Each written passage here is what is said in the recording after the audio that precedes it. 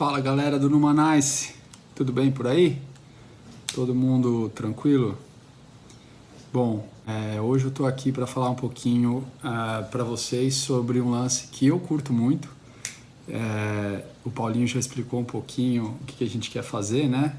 Todo mundo ouve um pouco sobre a nossa profissão e o que a gente faz, mas eu acho que o legal agora é compartilhar com vocês sobre as coisas que a gente faz nas horas livres, os nossos hobbies. Uma das minhas grandes paixões, assim como a de outros colegas aqui do Numanice, é tecnologia e gadgets, né? Todos esses aparelhos maravilhosos que a tecnologia traz pra gente. Então, a gente vai começar agora uma série de vídeos curtos para introduzir alguns temas para vocês e fazer um bate-papo em cima desses temas, né? E o que eu queria conversar hoje, e tem muita coisa bacana para a gente falar sobre tecnologia, sobre gadgets eletrônicos. O primeiro tema que veio na minha cabeça são os óculos de realidade virtual, né? Então, o que eu queria era contar rapidinho para vocês um pouco da minha visão sobre esse gadget, compartilhar com vocês também algumas formas de utilizar isso, né? O que tem no mercado disponível hoje, quais são os níveis de utilização e algumas curiosidades, né? E de repente até compartilhar um pouco como eu uso também. Eu sou um heavy user de realidade virtual e acho muito bacana, né? Então como é que funciona isso? Primeira coisa, os óculos de VR, como a gente chama, né? Eles não são uma novidade. Eles têm aí um certo tempo já de existência. O primeiro óculos de VR que eu tive, eu comprei quando eu cheguei aqui nos Estados Unidos em 2016. E eu lembro que naquele ano, né, ou seja, 4 anos atrás, esse modelo que eu comprei, que é daquela marca HTC, não é uma marca muito popular aí no Brasil, mas eles ficaram populares no passado por fazer telefones celulares, né? Foi o primeiro óculos que eu comprei. Eu lembro que na época ele era o top assim, de mercado. Ele está no mercado até hoje, ele tem umas novas versões, mas foi o primeiro óculos que eu comprei, que era um óculos, na verdade era um sistema, né, que consistia no óculos, em duas bases que você tem que instalar na parede, que são bases que vão medir o tamanho do ambiente que você vai utilizar aquela tecnologia de realidade virtual, e 2 controles, que são a forma que você tem de interagir com o mundo virtual ali. E eu lembro que a minha primeira experiência com óculos de realidade virtual foi muito parecida com a minha primeira experiência jogando videogame, né? Meu primeiro videogame, na verdade, foi um Atari. E meu pai me deu esse videogame quando eu tinha 6 anos de idade. Vou falar sobre a minha idade aqui para não ficar chato. Eu lembro que a sensação foi a mesma, foi um choque assim de interatividade que eu não tinha há muito tempo, né? E eu sempre fui super fã de games e tal, e tive todas as gerações de consoles que vocês podem imaginar. Foi um nível de imersão que eu não estava acostumado, assim. E aquilo me tirou completamente da zona de conforto. Eu fiquei super intrigado com esse negócio e comecei a acompanhar desde então. O que eu posso falar para vocês hoje é que essa tecnologia ela não evoluiu de uma maneira radical, assim, né? E eu acho que muito em parte das limitações que a maioria da população tem de ter acesso a esse tipo de realidade virtual. Algumas empresas, pensando nisso, começaram a fabricar óculos e soluções mais acessíveis para a maioria da população. Quando eu digo acessíveis, eu não estou falando só do valor de investimento que você tem que fazer para adquirir um óculos desses e para utilizar essa tecnologia.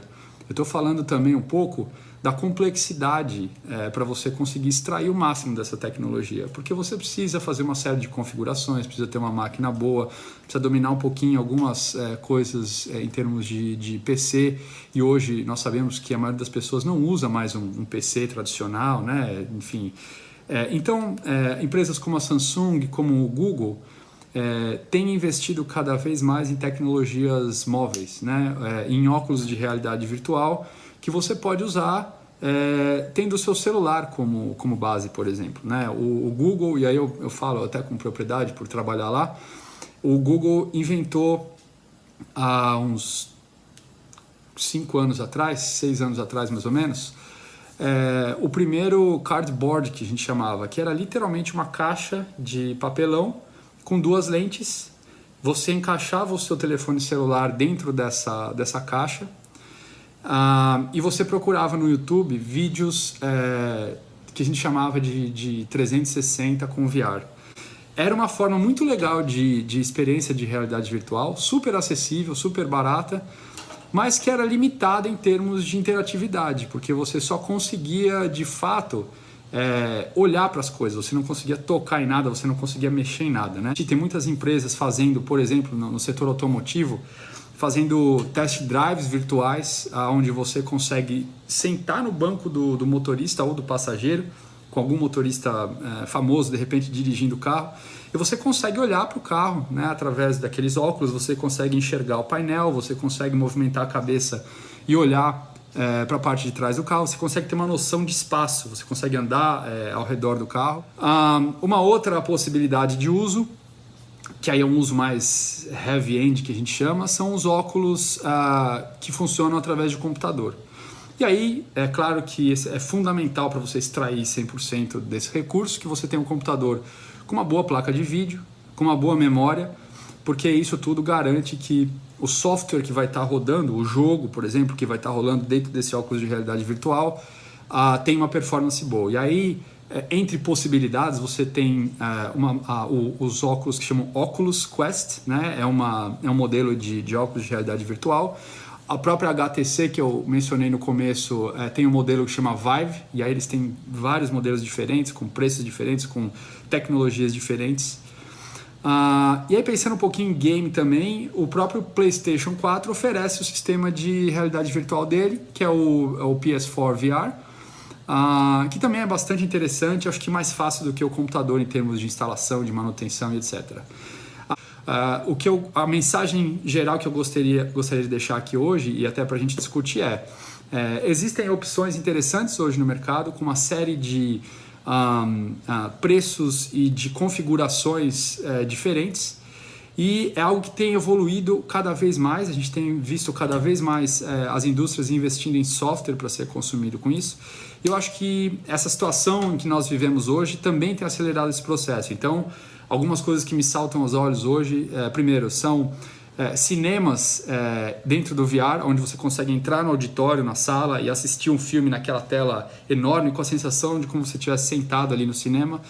As empresas têm usado muito para fazer reuniões, então ao invés de você usar um Zoom, por exemplo, ou um Skype, onde você só vê o rosto das pessoas, você tem a sensação de imersão, de estar sentado numa sala de reunião, onde cada um escolhe o seu avatar, cada um tem a sua carinha dentro do mundo de realidade virtual ali, e essas pessoas conseguem interagir como se elas estivessem em uma reunião. Então você consegue ter aquela noção de espaço, alguém fica em pé, você vê que a pessoa levantou. Isso permite atividades em grupo com um nível de interatividade quase muito parecido com o que a gente tem na vida real. Eu poderia ficar falando aqui 3 horas sobre óculos de realidade virtual, mas eu queria só introduzir isso para a gente bater um papo nice agora e ouvir a opinião de vocês também. Valeu, pessoal!